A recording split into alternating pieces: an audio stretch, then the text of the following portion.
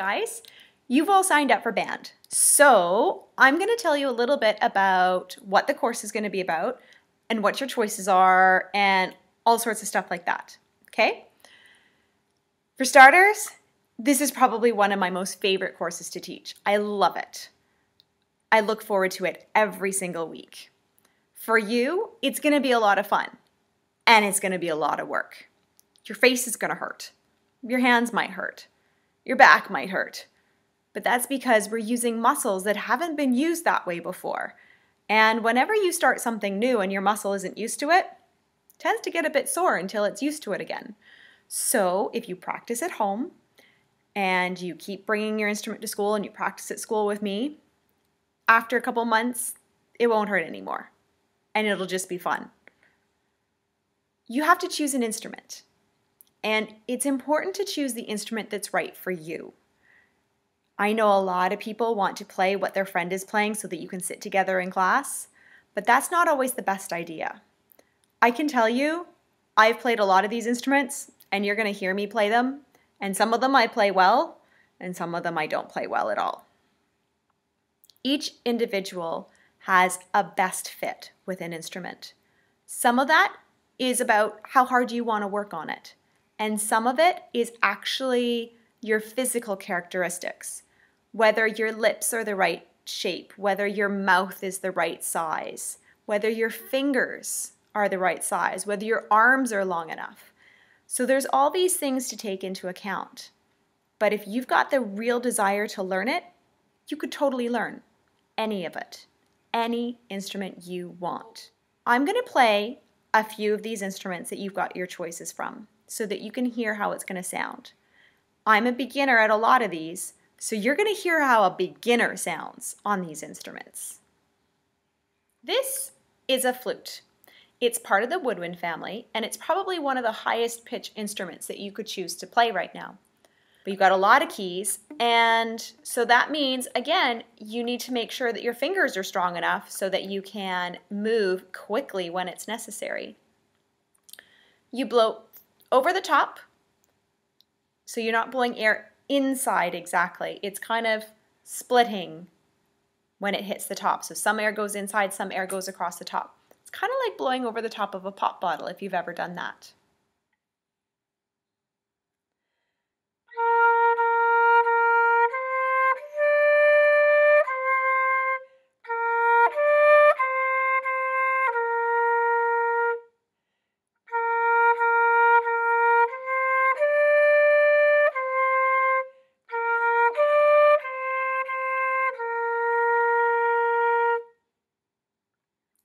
This is a clarinet.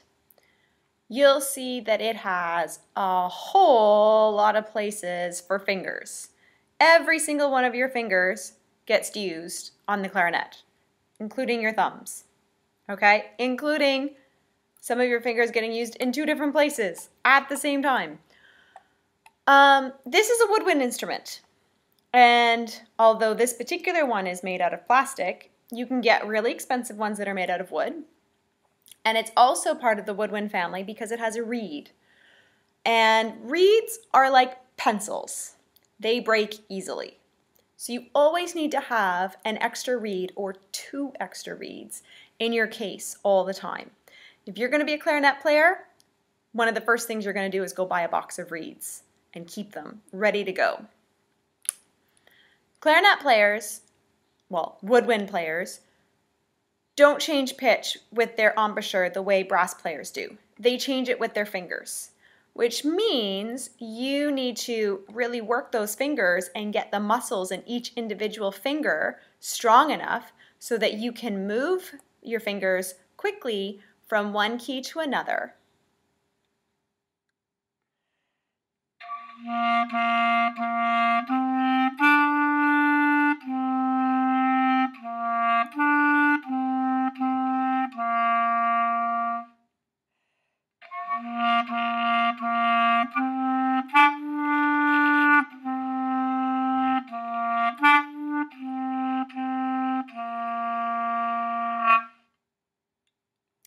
This is a trumpet.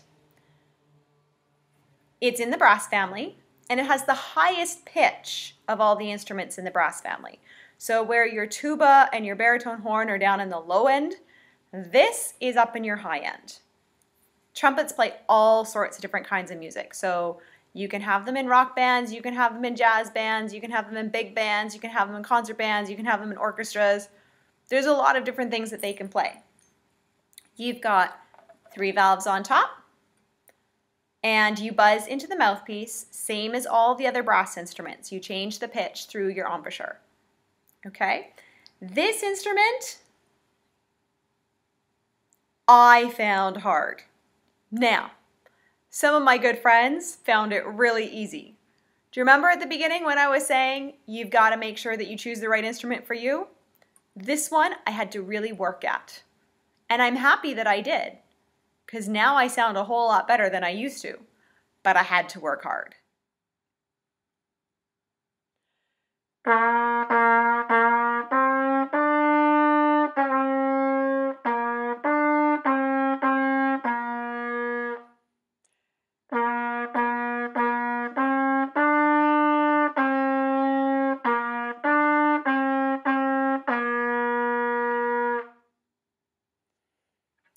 This is a French horn.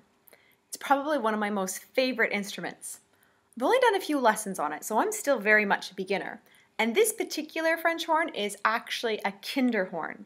It's half the size, so it's perfect for a primary student to use. A French horn has a tenor sound, so that's like a high male voice or a very low female voice. It's really mellow, and it's got such a nice, pleasing tone to it. If you're a person who likes to sing, you probably do a very good job playing French horn. If you're a person who likes to play flute, you'd probably do a good job on French horn as well. There's only 3 valves, and you change the pitches by buzzing, similar to trumpet, trombone, or baritone horn. Can't wait to see who chooses this one.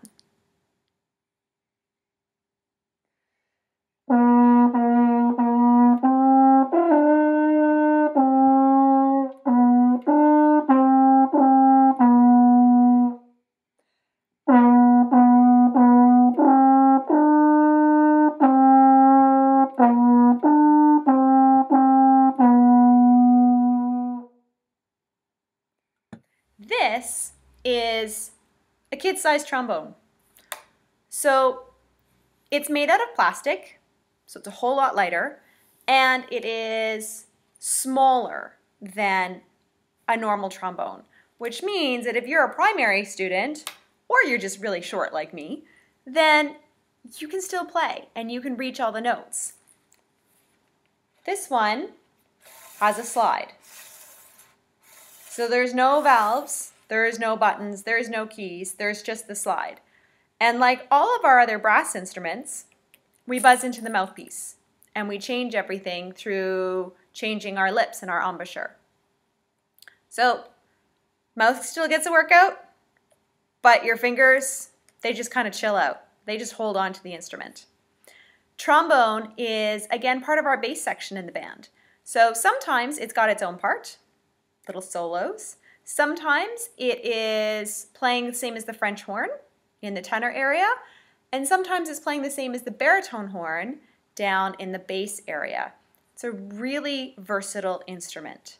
Historically, it's a really important instrument too. There was a time when only trombones were allowed to play music in church. So, you'll also see pictures of people playing trombones in all sorts of different ensembles. So if you choose this instrument, you're going to be able to play in orchestras, in concert bands, in jazz bands, in rock bands, all sorts of stuff. It's a good one to pick.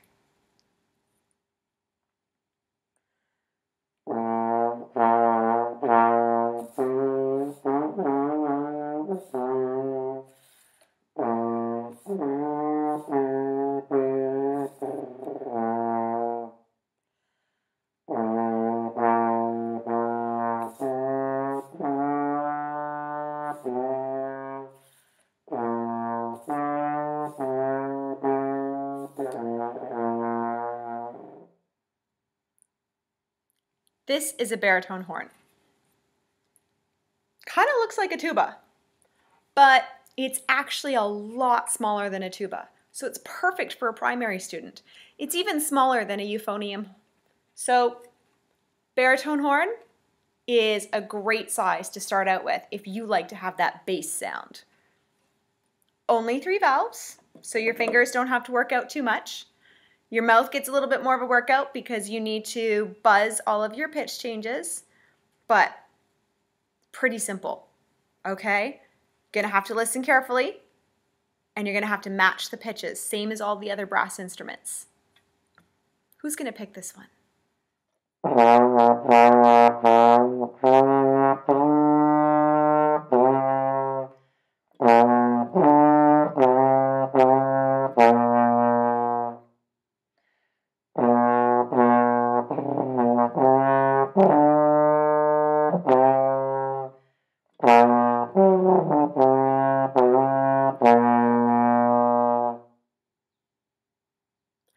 I've asked you to do some other research on these instruments. That's because I'm not the best player at all of them, and I want you to be able to hear how it sounds with other people playing as well. Because maybe it doesn't sound good when I'm playing it, but maybe it sounds good when somebody else is playing it, and you actually really like the sound when somebody else is playing it. So I'm going to give you a series of links, and I want you to click on those links, and I want you to go and listen to those instruments and look at some of the pictures and read some of the information about each of those instruments before you make your decision. Keep in mind, you want to play what's best for you and not what your friend is playing. Maybe they're the same, but chances are it's different. My best friend played flute in high school. I played timpani, which is part of the percussion family.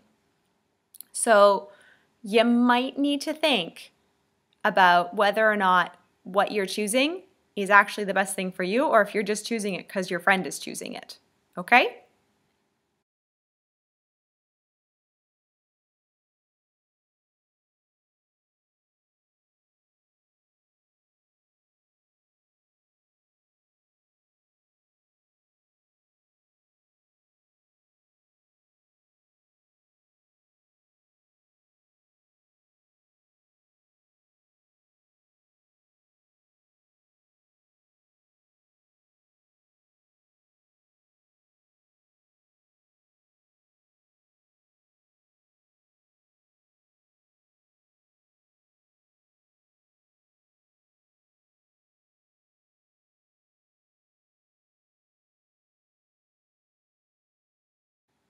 Okay, decision time. What are you wanting to play?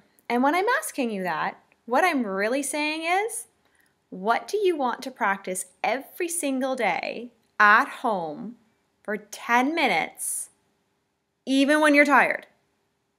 And then what do you want to play here in class with me and everybody else? So have a think. Do you want to go with the brass family? Do you want to go with the woodwind family? Or maybe you're one of those percussion people.